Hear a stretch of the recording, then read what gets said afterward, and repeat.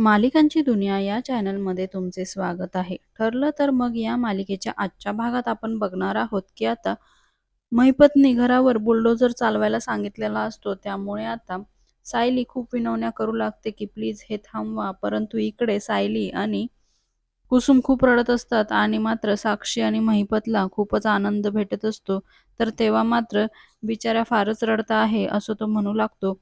पण आता सेलिब्रेशन तर व्हायलाच पाहिजे म्हणून तो पेड्याचा बॉक्स घेऊन येतो आणि तो म्हणतो की आमचं आता काम सुरू होणार आहे आणि तुमचं घर जमीनदोस्त झाल्याबद्दल तर तुम्ही पेढे खायलाच हवे. असं म्हणून तो पेढ्याचा बॉक्स सायलीच्या समोर करतो. तेवढ्यातच मात्र काम जोरात चालू असतं आणि इकडे महिपत अजूनच जोरात आवाज देतो, "काम लवकर करा रे, अजिबात थांबला नाही पाहिजे हात." असं म्हणून तो जोरात आवाज देतो. तेवढ्यात तिथे अर्जुन येतो आणि महिपतच्या हातातला पेढ्याचा बॉक्स जोरात खाली फेकतो. इकडे मात्र महिपत त्याच्याकडे आश्चर्याने बघतो आणि साक्षी पण रागाने बघू लागते. दुसरीकडे मात्र अर्जुन तिथे आल्यावर आता सायली आणि कुसुमला थोडा धीर मिळतो. त्यानंतर मात्र आता अर्जुन म्हणतो की हा मात्र आश्रम आहे ना, त्याला तू अजिबात हात लावायचा नाही. तर तेव्हा इकडे महिपत जोरात म्हणतो, का हा आमचा आहे. तर तेवढ्यात अर्जुन तिकडे कामगारांना जोरात आवाज देतो, थांबा रे. त्यानंतर मात्र अर्जुन आता सांगू लागतो की तुझ्या या आश्रमावर म्हणजेच तुला जे काही इथे प्रोजेक्ट बनवायचा आहे त्यावर आता मी पुन्हा एकदा स्टे आणलेला आहे. आणि हे ऐकून मात्र आता साक्षी आणि महिपतला खूपच आश्चर्य वाटतं. तेव्हा मात्र अर्जुन महिपतची कॉलर पकडून त्याला सांगू लागतो आणि आता महिपत कॉलर सोडून म्हणतो, अर्जुनला धक्का मारतो आणि तो म्हणतो की विसरलास का? कोर्टाचा निर्णय आमच्या बाजूने लागलेला आहे आणि ही प्रॉपर्टी आमची आहे असं म्हणून तो अर्जुनला सुनावतो. तेव्हा मात्र अर्जुन म्हणतो, या आश्रमाच्या आणि तुझ्यामध्ये हा अर्जुन सुभेदार उभा आहे हे विसरायचं नाही. त्यानंतर अर्जुन म्हणतो, चैतन्य इकडे आण. आणि त्यानंतर चैतन्य इनोलोप देतो आणि तो मात्र महिपतच्या अंगावर ते इनोलोप ठेवतो आणि म्हणतो, हे वाच, आजची ही कोर्टाची ऑर्डर आहे आणि आता पुन्हा नव्याने मी तुझ्यावर स्टे आणलेला आहे. तर तेव्हा मात्र महिपत आणि साक्षीला आश्चर्य वाटतं की आपल्या कामावर पुन्हा आता अर्जुनने स्टे कसा काय आणला.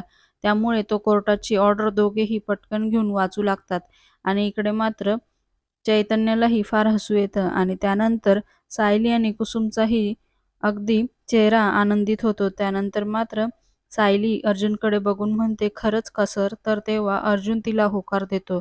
त्यानंतर मात्र महिपत पुन्हा म्हणू लागतो की हे सगळं खोटं आहे, ही नोटीस खोटी आहे, आमच्या बाजूने निर्णय लागलेला आहे. तर तेव्हा मात्र अर्जुन म्हणतो, हो ना, तुमच्या बाजूने लागला आहे ना, मग लाव तुमच्या त्या जजला फोन आणि विचार.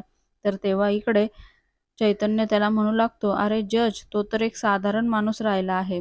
आणि तेव्हा मात्र आता घाईघाईने महिपत आपला फोन काढतो आणि जजला फोन लावतो. तेवढ्यातच मोबाईल त्याच्या हातातनं अर्जुन काढून घेतो आणि मोबाईल स्पीकरवर करतो. त्यानंतर मात्र तो स्वतःच म्हणतो, हॅलो पुरोहित जज साहेब. तर तेव्हा मात्र जज अगदी घाबरून जातो आणि इकडे अर्जुन आणि महिपत मात्र त्याच्या बोलण्याकडे लक्ष देतात. तेव्हा मात्र मध्येच चैतन्य म्हणतो, अरे पण तो कुठे जज राहिला आहे, आता तो साधारण माणूस आहे. आणि तेव्हा लगेचच महिपत आपला फोन घेतो आणि विचारू लागतो, काय झालं आहे नक्की. तर तेव्हा लगेच पुरोहित सांगू लागतो की अर्जुनने आपला जो काही व्यवहार होता तो सगळा रेकॉर्ड करून कमिटीला दाखवलेला आहे आणि त्यांच्यामुळे आता मी जज काय साधा वकीलही राहणार नाही. तुमच्यामुळे माझं भविष्य अगदी संकटात आलेलं आहे.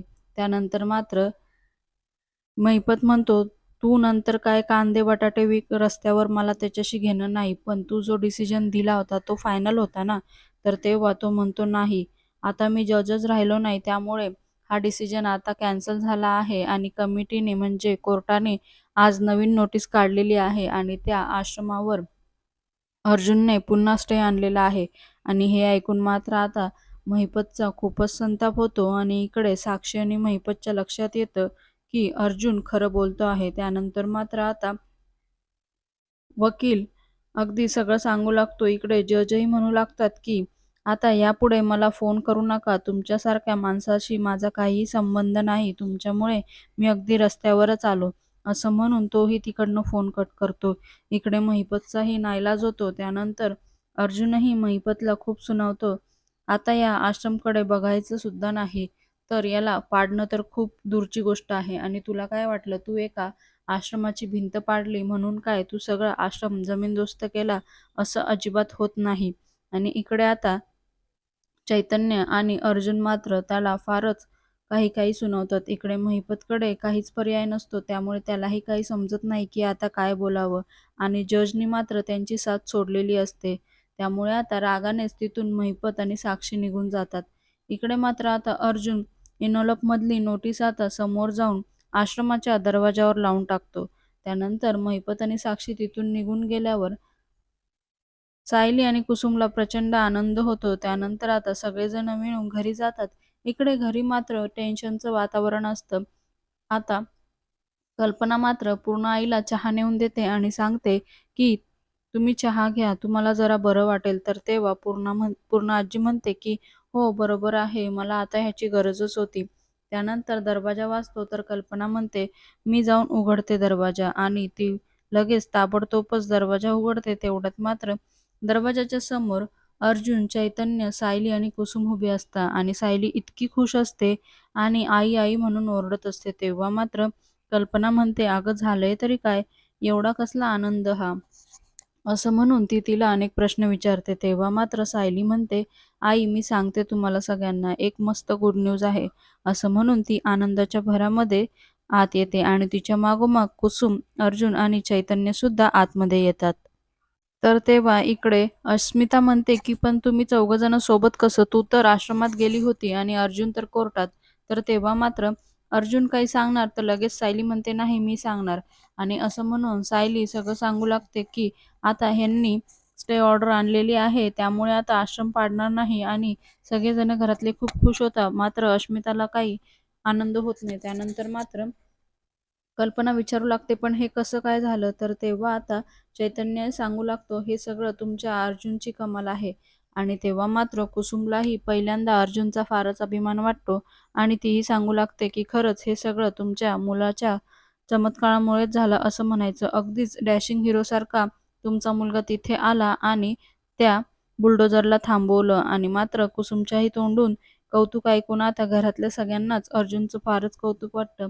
इकडे कल्पना त्याला विचारू लागते म्हणजे काल रात्री तू इथून गायब झाला होता तर ते त्या कामासाठी का? तर तेव्हा अर्जुन म्हणतो खरं तर मला हे सांगायचं नव्हतं पण हो.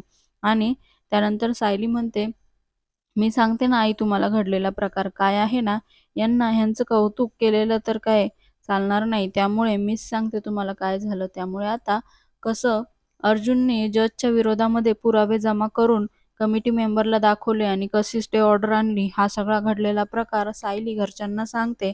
आणि घरच्यांनाही अर्जुनचं अजूनच कौतुक वाटू लागतं. त्यानंतर आता अर्जुन आणि चैतन्य एका रूममध्ये बसलेले असतात आणि त्यानंतर मात्र ते बोलत असतात की सायली वहिनी किती खुश होते, पण आता मला कधी कधी भीती वाटते की त्या जर मला सोडून गेल्या तर. तेव्हा मात्र चैतन्य म्हणतो असं काही होणार नाही. आणि अर्जुन म्हणतो पण तू जरा शांत राहा, त्यापेक्षा आपण कामाबद्दल बोलू. आणि लगेच चैतन्य म्हणतो हां, केसबद्दल म्हणजे मधुभाऊंच्याच ना? तर अर्जुन म्हणतो नाही रे आणि शांत हो असं सांगतो. तेवढ्यात तिथे सायली येते आणि कॉफी घ्या म्हणते. तर अर्जुन म्हणतो नाही नको मला. माझ्या सकाळी 2 कॉफी घेऊन झालेल्या आहे आणि तिसरी कॉफी घेतली तर उगाचच तुमचा ओरडा खावा लागेल. त्यापेक्षा नको. तर मात्र इकडे चैतन्याला हसू येतं आणि इकडे सायली म्हणते असं काही होणार नाही. आज तुम्ही चांगली कामगिरी केली आहे ना, तर मात्र तुम्हाला बक्षीस आहे. तिसरी कॉफी तुम्ही पिऊ शकता. आणि हे म्हटल्यावर आता अर्जुन लगेचच तिच्या हातातनं कॉफीचा मग घेतो आणि आनंदाने घाईघाई कॉफी पितो. त्यानंतर मात्र दोघेही कॉफी पित असतात, परंतु सायली काही तिथनं जायचं नाव घेत नाही. ती तिथेच चकरा मारू लागते. आणि हे मात्र चैतन्याच्या लक्षात येतं आणि तो अर्जुनला खुणावतो. त्यानंतर अर्जुन म्हणतो, मिसेस सायली तुम्हाला काही बोलायचं आहे का? की तुम्ही आमचे कॉफीचे मग घेऊन जाण्यासाठी थांबला आहात. तर तेव्हा सायली म्हणू लागते की सर खरं तर मला अगदी मनापासून तुमचे आभार मानायचे होते. तर तेव्हा मात्र अर्जुन म्हणतो आता तुम्ही मानले आहे की माझे आभार, परंतु सायलीला त्याचा खूपच अभिमान वाटत असतो, कारण आज त्यांनी तिचं घर वाचवलेलं असतं. म्हणून ती म्हणत असते की मला खरंच तुमचे खूप आभार मानायचे आहे. आणि अर्जुन म्हणतो की आता बस आता किती वेळा मानणार आभार. पुढील भागात आपण बघणार आहोत की इकडे घरी महिपत प्रचंड चिडलेला असतो आणि तो म्हणतो की अर्जुन माझ्या हातामध्ये एकदा सापडायला हवा. तेवढ्यात प्रिया मात्र तिथे म्हणते, काय तुम्ही काहीच फायदा नाही. आश्रम सुद्धा गेला आणि सगळंच गेलं. तुम्ही दोन्ही बाजूनी कसं हो थोबाडीमध्ये खाऊ शकता. मला तर तुमच्या पार्टीमध्ये येऊनच खरं पस्तावा झालेला आहे.